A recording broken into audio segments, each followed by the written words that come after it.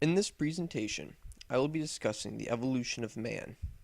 I'll only be talking about the key players or species, since it would be impossible to discuss 7 million years of information in 5 minutes. So, what actually makes us human? And this is one of the most important questions because you need to know where to actually start when looking to see what makes us primates and what makes us human.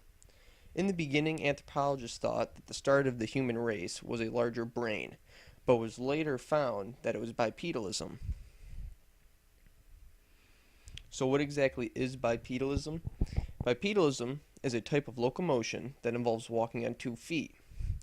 The savanna theory, which is the most accepted hypotenuse and why they think bipedalism came first, is the theory that as forests diminished in early Africa, primates had to adapt because they were traveling longer distances, and walking upright on 2 feet is much more efficient than walking on all fours.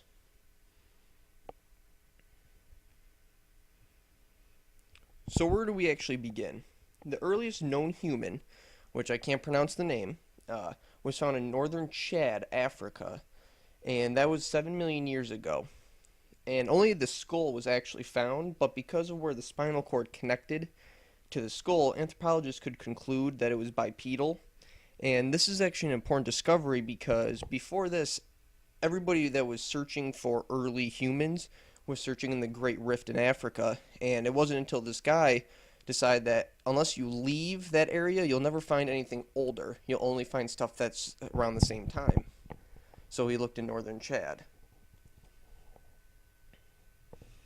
And one of the most famous of discoveries, and most of you probably know about Lucy, is also known as the missing link because Lucy was actually found where they realized that bipedalism came before larger brains.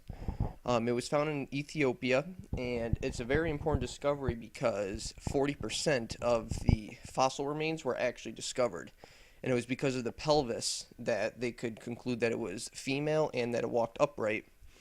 And Lucy actually got her name because the only song that they had after they found the remains was Lucy in the Sky Diamonds.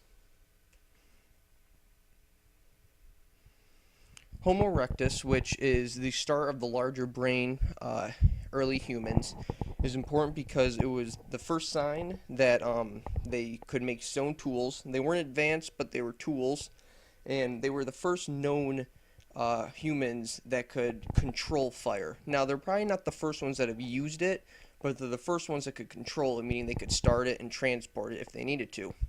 And they were also important because they're the first species to actually move out of Africa.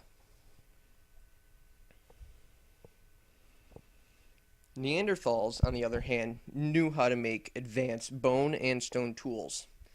And there's evidence that was just discovered that shows that they were actually nautical, meaning that they could travel through water via boat to islands.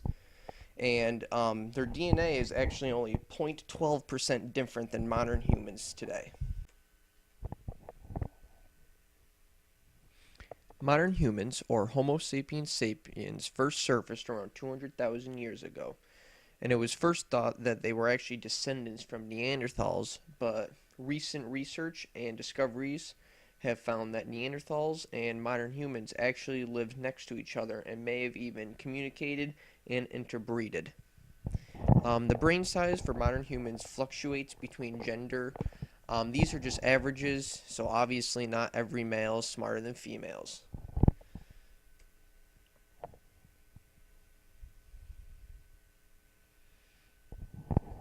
Did you know that a new discovery made less than 10 years ago found a hobbit species only found in Indonesia that stood only 3.5 feet tall and lived only 12,000 years ago?